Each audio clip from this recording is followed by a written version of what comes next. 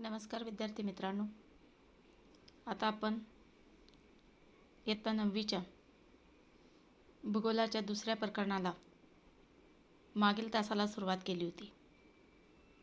आता आपण या प्रकरणाचा पुढचा भाग पाहणार आहोत. दुसऱ्या प्रकरणामध्ये अंतर्गत हालचाली या प्रकरणाचा भाग 1 आपण पाहिला. त्यामधील असणारं बातमीचं वाचन करून घेतलं. त्यानंतर तेथील हालचालींचं वर्णन आपण पाहिलं. हालचालींचं वर्णन पाहत असताना पर्वत कसे निर्माण झाले, गट पर्वत, बली पर्वत, खचदरी या सर्वांचा आपण अभ्यास केला. आता पुढच्या भागाला आपण सुरुवात करणार आहोत. भूपृष्ठालगत हालचालींचं वर्गीकरण आपण पाहत होतो. त्यामध्ये गतीवर आधारित भूहालचाली, मंद भूहालचाली मध्ये आपण जवळजवळ 4 घटकांचा अभ्यास केला. त्याच्यातला जो काही दुसरा घटक आहे तो म्हणजे खंड निर्माणकारी हालचाली. खंड निर्माणकारी ज्या हालचाली आहे ह्या मंद भूहालचालींमुळे भूकवचाचा विस्तीर्ण अशा स्वरूपाचा जो भाग आहे हा वर उचलला जातो. काही वेळेस तो खचतो आणि भूकवचाचा भूभाग जो आहे हा समुद्र सपाटीपासून वर उचलला गेल्यामुळे खंडाची निर्मिती होते आणि त्यामुळे ह्या हालचालींना खंड निर्माणकार हालचाली असेही म्हटलं जातं. काही वेळेस हा जो भाग असतो हा खाली खचतो आणि तिथे समुद्र सपाटीच्या तो खाली जातो. अशा वेळी तो भाग सागराच्या पाण्याखाली जाऊन सागर तळाचा भाग बनतो. त्याला महासागराची तळरचना असं आपण म्हणतात. मग ही महासागराची जी काही तळरचना आहे ही एकसारखी नसते.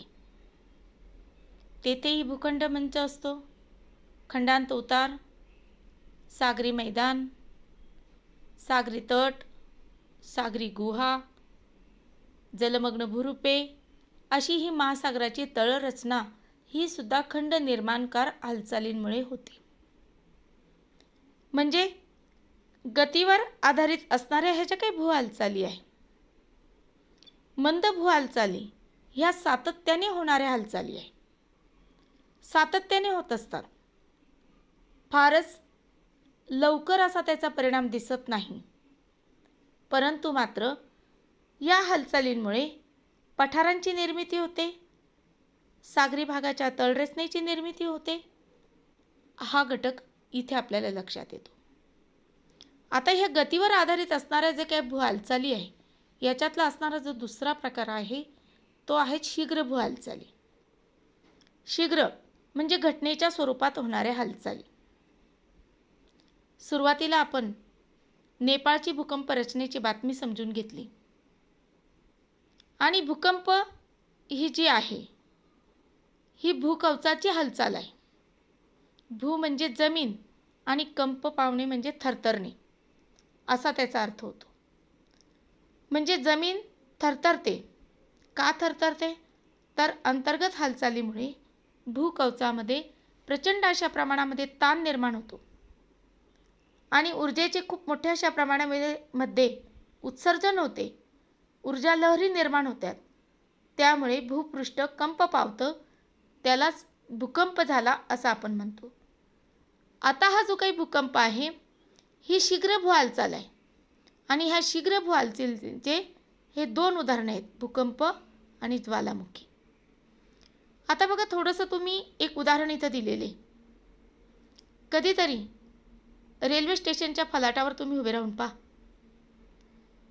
जोरात वेगाने रेल्वे गाडी येते आणि ते फलाट मध्ये आपल्याला कंपन जाणवतं आणि आपणही तिथे हलतो.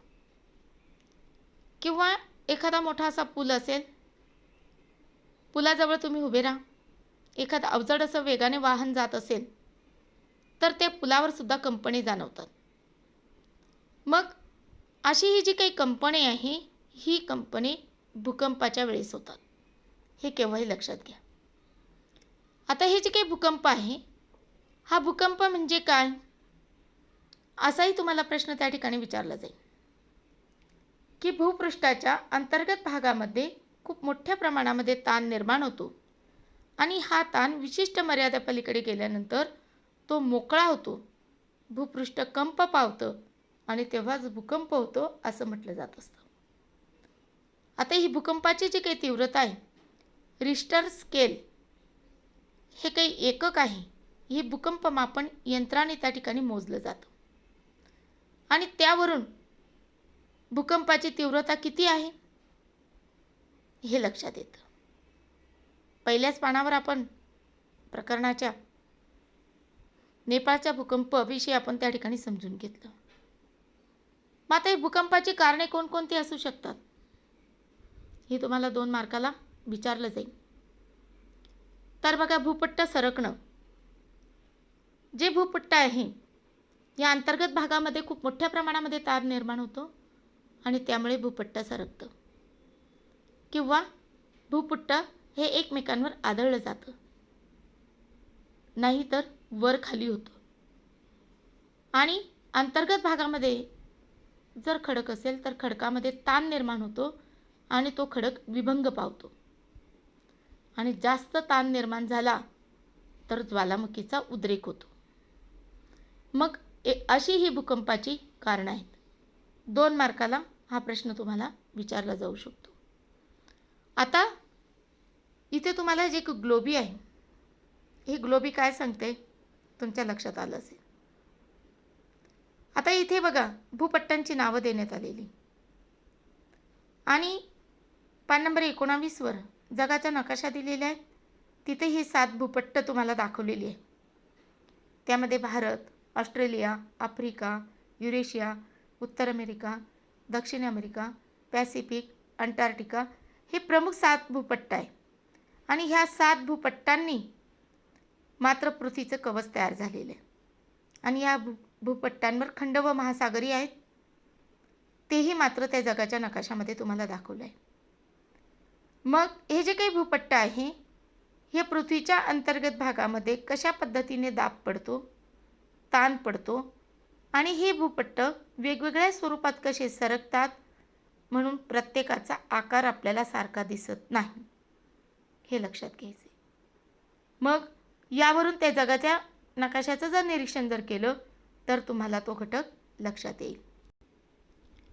भूकंप कसा होतो, भूपृष्ठाखाली किती मोठ्या प्रमाणामध्ये ताण निर्माण होतो आणि तो ताण कसा साचतो आणि भूकवचामध्ये कसा मोकळा होतो, ऊर्जेचं उत्सर्जन कसं येतं, भूकंप केंद्र कशा स्वरूपात असतं, या सर्वांसाठी ही एक आकृती इथे तुम्हाला दिलेली भूकंप लहरीच्या प्रकारांची.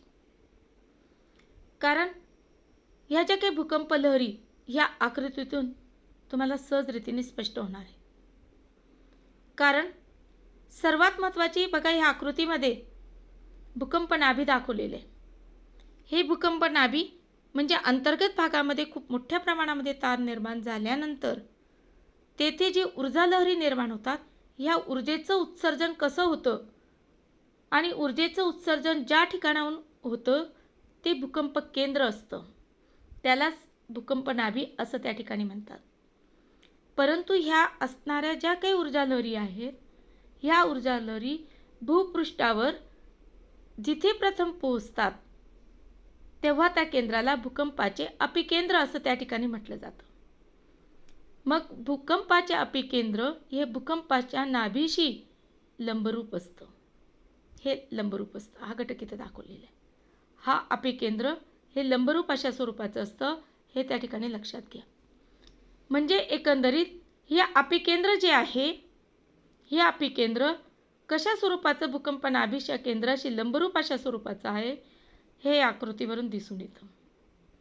आता भूकंप लहरी ह्या कशा स्वरूपात तयार झालेल्या आहे, कारण ही जी काही भूकंप नाभी आहे, ह्या भूकंप नाभीकडून ताणमुक्त झाल्यानंतर ऊर्जेचे उत्सर्जन ज्यावेळेस सर्व दिशांनी होतं आणि तेव्हा ते विविध लहरी ह्या निर्माण होतात आणि ह्या लहरी 3 पद्धतीच्या आहेत: प्राथमिक, दुय्यम आणि त्यानंतर असणाऱ्या भूपृष्ठ लहरी.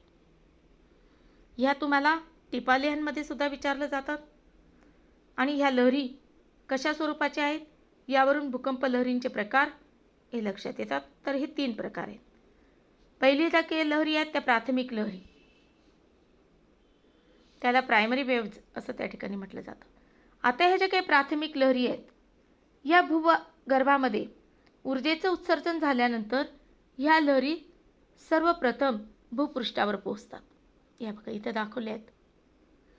या भूपृष्ठावर पोहोचतात आणि नाभीपासून पृथ्वीवर येईपर्यंत त्रिज्येच्या सर्व दिशांमध्ये त्या उत्सर्जित होतात आणि प्रवास करतात. आणि ह्या ज्या काही लहरी असतात ह्या लहरी मागे पुढे होताना दिसतात. या घन, द्रव, वायू या तिन्ही माध्यमातून प्रवास करतात, म्हणून त्यांना प्राथमिक लहरी असंही त्या ठिकाणी म्हणतात. या लहरींमुळे काय होतं की इमारती ज्या आहेत ह्या पुढे मागे हलतात. म्हणजे इथून केंद्रबिंदू हा भूकंपाचा आहे.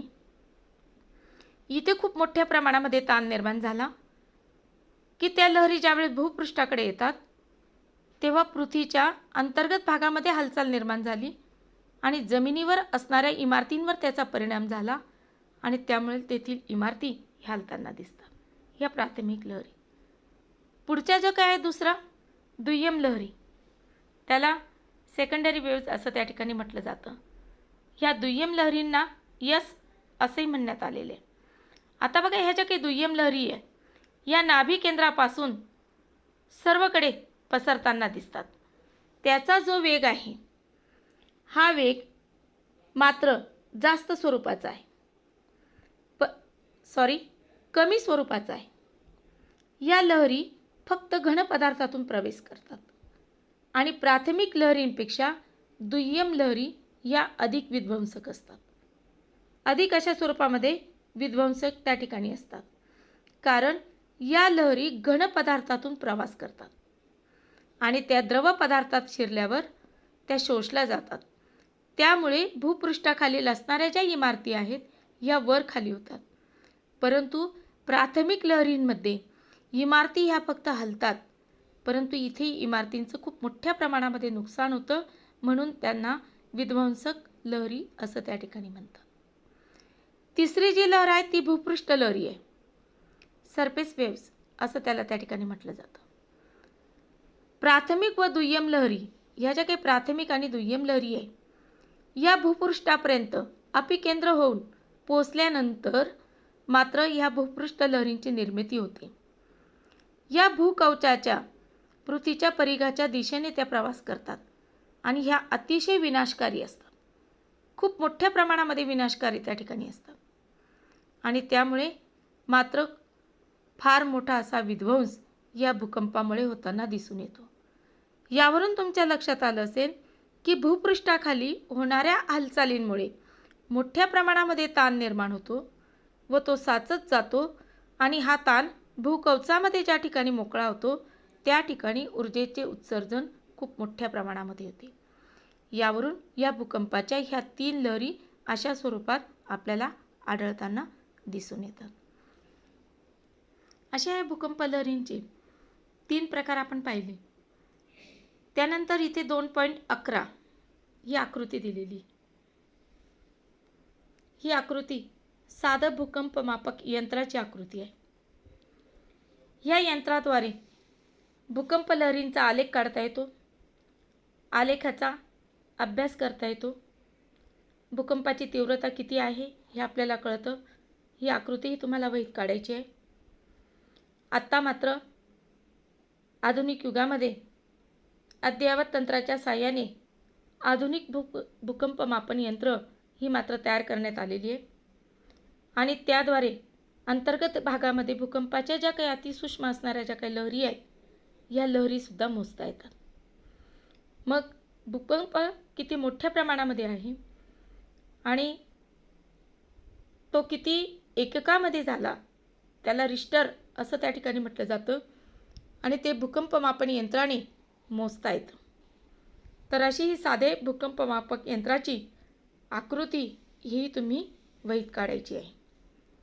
यावरून भूकंप ही शीघ्र हालचाल आणि ह्या हालचालींमुळे मोठ्या प्रमाणामध्ये जीवित व वित्तहानी होते आणि त्याचे जे परिणाम आहेत हे परिणाम खूप मोठ्या प्रमाणामध्ये मानवाला त्या ठिकाणी भोगावे लागतात.